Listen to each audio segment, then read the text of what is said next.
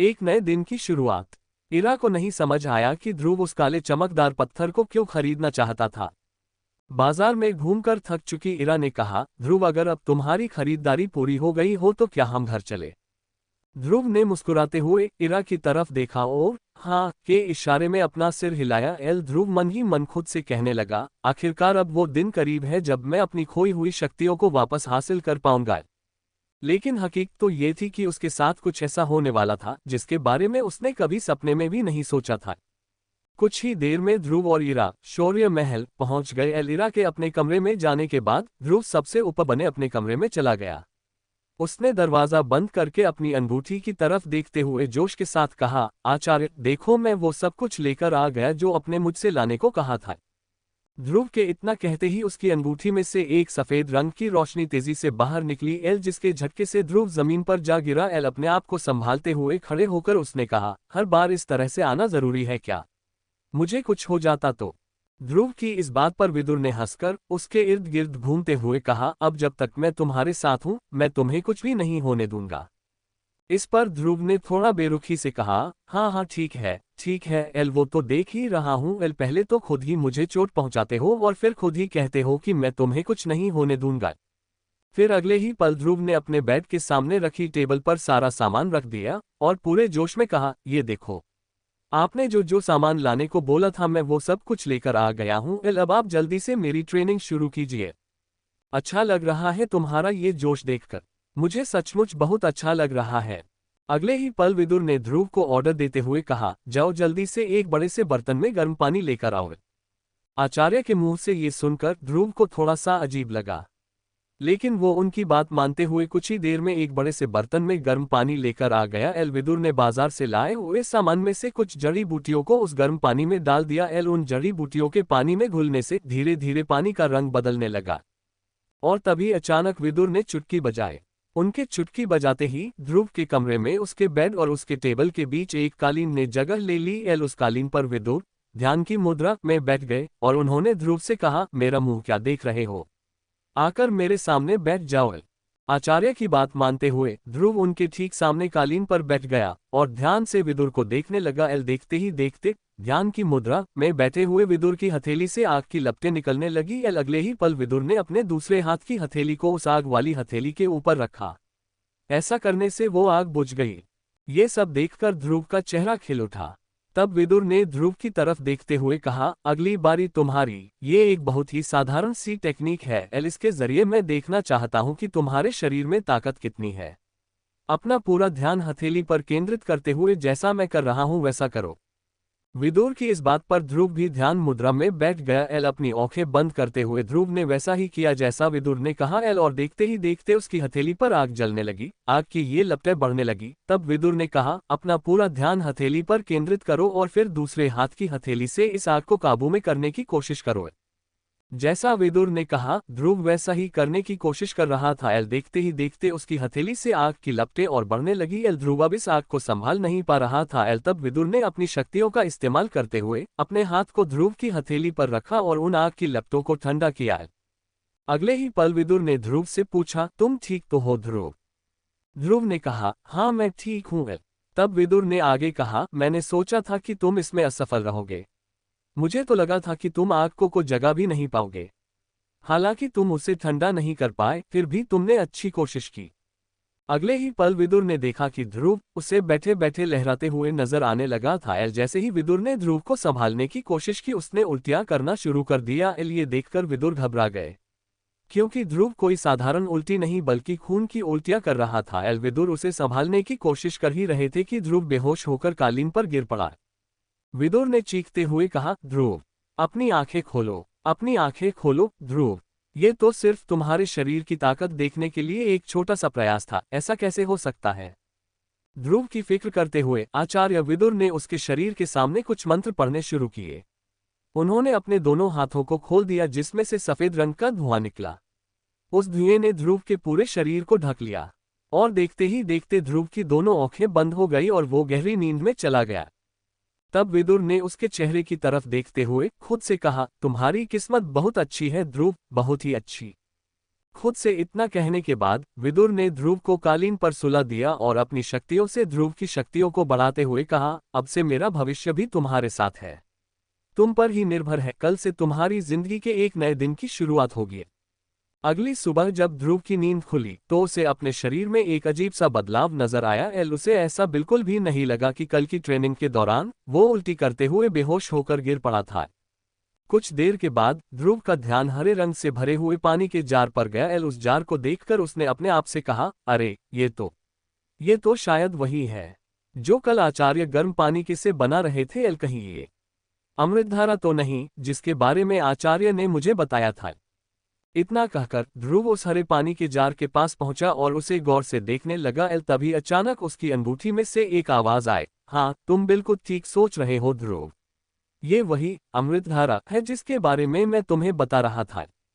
और अगले ही पल विदुर ध्रुव की अंगूठी से बाहर आ गए और कहने लगे, तुम फिलहाल उससे दूर रहो और मैंने जो तुम्हें कुछ चीजें सिखाई थी उनको दोहराते रहो। और हाँ, कल मैं तुम्हें चमकीले काले पत्थर के बारे में कुछ चीजें बताना भूल गया था। उसे ध्यान से सुनो। विदुर के इतना कहते ही ध्रुव ध्यान से उसकी बातों को सुनने लगा। ये चमकीला पत्थर मार्कस के किसी योद्धा का लगता है।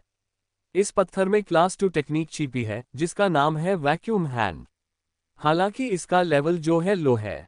चमकीले पत्थर की एक खासियत जानकर ध्रुव बहुत खुश हो गया।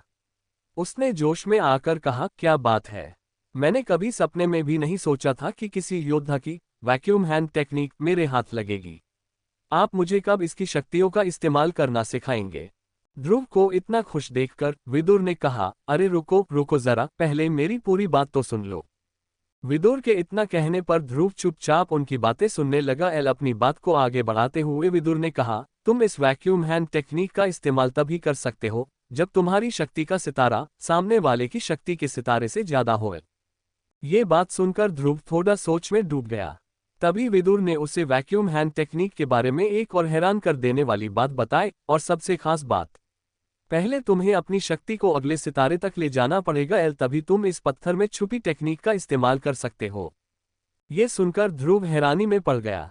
उसे हैरान देख विदुर ने कहा, अगर तुम इसका इस्तेमाल करना चाहते हो तो कड़ी मेहनत करना शुरू कर दो, तभी तुम इसका इस्तेमाल कर पाओगे, वरना भूल जाओ कि कभी तुम्हारे हाथ मार्कस के किसी योद्धा की टेक्निक आई थी। विदुर की इस बात पर ध्रुव एकदम से जोश में आकर कहने लगा, आचार्य आप ऐसा कैसे कह रहे हैं? आपको क्या लगता है कि मैं मेहनत करने से डरता हूँ? नहीं, ऐसी बात नहीं है। मैं तो बस तुम्हें बताना चाहता हूँ कि इस चमकीले पत्थर में जो टेक्निक छुपी हुई है तुम उसका इतनी आसानी से इस्तेमाल नहीं कर सकते हो। इसके लिए तुम्हें अपनी शक्तियों को बढ़ाना होगा। अपने आचार्य की इस बात को सुनकर ध्रुव थोड़ा शांत हुआ। तब विदुर ने उसे एक अच्छी खबर देते हुए कहा, क्या तुम्हें अपने आप में कुछ बदलाव नजर आ रहे हैं?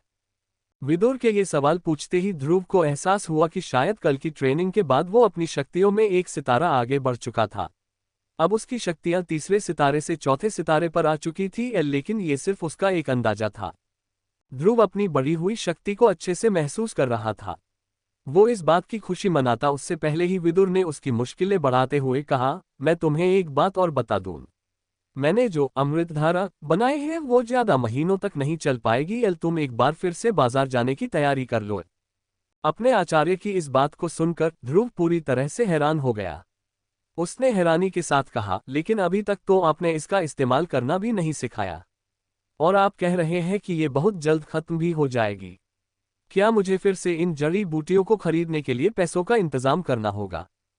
ध्रुव की इस बात का तुरंत जवाब देते हुए विदुर ने कहा, समय आने पर तुम्हें अमृतधारा की सारी खूबियां पता चल जाएगी। फिलहाल तुम फिर से पैसों का इंतजाम करने के बारे में सोचो। लेकिन मैं फिर से इतने सारे पैसों का इंतजाम कहां से करूंगा? तब विदुर ने उसे इस परेशानी का हल बताते हुए कहा, तुम चाहो तो अपने बाबा से इसके लिए पैसे ले सकते हो। विदुर की इस बात पर ध्रुव ने परेशान होते हुए कहा, नहीं, मैं ऐसा बिल्कुल भी नहीं कर सकता। मैं अपने बाबा को अपनी किसी भी मुसीबत के बारे में नहीं बताना चाहता। मेरी वजह से वो पहले से ही परेशान रहते हैं। ठीक है, कोई बात नहीं। अगर तुम अपने पिता से किसी तरह की मदद नहीं लेना चाहते हो तो एक बार फिर से ईरा से मदद ले लो। विदुर की इस बात पर ध्रुव ने चिढ़ते हुए कहा, आचार्य आप एक ऐसी बात कर रहे हैं, अभी तक मैंने ईरा को पहले के 1000 सोने के सिक्के ही नहीं लौटाए हैं। और आप है कि एक बार फिर से उससे मदद लेने की बात कर रहे हैं। इस पर विदुर ने बेपरवाह होते हुए कहा, देखो वो तुम्हें देखना है, लेकिन मैं तुम्हें एक बात साफ साफ बता देना चाहता हूं, तुम जो तीसरे सितारे से चौथे सितारे पर पहुंचे हो, ये इस अमृतधारा का ही करिश्मा है। जब तुम ट्रेनिंग के बाद बेहोश हो गए थे तो अमृतधारा के पानी में लेटकर कर ही तुम्हारा शरीर फिर से ठीक हुआ है। उद्धरण चिन्ह। अमृतधारा की ये खासियत सुनकर ध्रुव पूरी तरह से हैरान रह गया था। उसके चेहरे पर खुशी की लहर दौड़ने लगी। वो अमृतधारा के बारे में कुछ पूछता उससे पहले ही विदुर ने कहा, फिलहाल तुम्हें इसके लिए ज्यादा खुश होने की जरूरत नहीं है। तुम बस इतना समझ लो कि अगर तुम्हें अपनी शक्तियों को अगले सितारे तक ले जाना है तो तुम्हें बाजार से उन चीजों को फिर से खरीदना पड़ेगा, और इसके लिए तुम्हें कई सोने के सिक्कों की जरूरत पड़ेगी। ये बात सुनकर ध्रुव ने थोड़ा परेशान होते हुए कहा, ठीक है, मुझे बार बार एक ही बात मत बताओ, मैं कोई ना कोई रास्ता जरूर निकाल लूंगा। इतना कहते हुए ध्रुव अपने कमरे से बाहर निकल गया और इस परेशानी के हल के बारे में सोचने लगा। दूसरी ओर विदुर फिर से ध्रुव की अंगूठी में जाकर बैठ गया। शौर्य महल से बाहर निकलते ही ध्रुव को शौर्य दल के ट्रेनिंग ग्राउंड से कुछ आवाजें आने लगी। उन आवाजों से उसे समझ आ गया कि वहां पर दो योद्धाओं के बीच में प्रैक्टिस चल रही थी। ध्रुव ने बिना देर किए अपने कदमों को ट्रेनिंग ग्राउंड की ओर बढ़ा लिया। कुछ ही देर में वो ट्रेनिंग ग्राउंड के बड़े से दरवाजे पर पहुंच गया और अपनी आंखों के सामने का नजारा देखकर उसने कहा, ओहो, तो ये बात है, आज इरा सनी को मजा चखा रही है। ट्रेनिंग ग्राउंड मिसोडोरिया शहर के लोगों से खचाखच भरा हुआ था। इस वक्त सनी और इरा के बीच तगड़ा मुकाबला चल रहा था। सनी ध्रुव का बहुत दूर का भाई था। सनी और ध्रुव में ज्यादा बनती भी नहीं थी। सभी लोग तालियां बजाकर सनी और इरा का हौसला बढ़ा रहे थे। वो दोनों हवा में उड़ते हुए एक दूसरे के वार पर पलटवार कर रहे थे। इसी बीच सनी ने इरा के मुंह पर मुक्के से जोरदार वार किया, लेकिन इरा ने अपने चेहरे को बचाते हुए सीधे सनी के पैर पर पलटवार किया। इस वार से सनी जमीन पर जा गिरा और उसके मुंह पर धूल का गुबार नजर आने लगा। तब इरा ने उससे कहा, क्यों, कैसी रही? जमीन पर पड़े सनी से इतना कहते हुए जैसे ही इरा ने सामने देखा तो उसे ध्रुव नजर आया। वो ध्रुव के पास पहुंच गई और उसे गले लगाने लगी। ध्रुव के शरीर को देखकर उसे बहुत ही जल्द इस बात का अंदाजा हो गया कि उसके शरीर में ये जो बदलाव नजर आ रहे हैं वो शक्ति के चौथे सितारे के हैं। तब इरा ने मुस्कुराते हुए ध्रुव से कहा, ध्रुव, तुमने मुझे बताया भी नहीं कि तुमने ट्रेनिंग लेना शुरू कर दिया है। इरा के इतना कहते ही ध्रुव ने अपने आप को देखना शुरू किया। तभी इरा ने आगे कहा, तुम्हें मुझसे कोई झूठ बोलने की जरूरत नहीं है। मुझे खुशी है कि तुमने अपनी शक्ति का एक सितारा बढ़ा लिया है। ध्रुव और इरा आपस में बात कर ही रहे थे कि तभी उनके पीछे कोई आकर खड़ा हो गया। उसने उन दोनों से कुछ ऐसी बात कही जिसे सुनकर ध्रुव के चेहरे का रंग बदलने लगा और उसकी आंखों में खून उतर आया।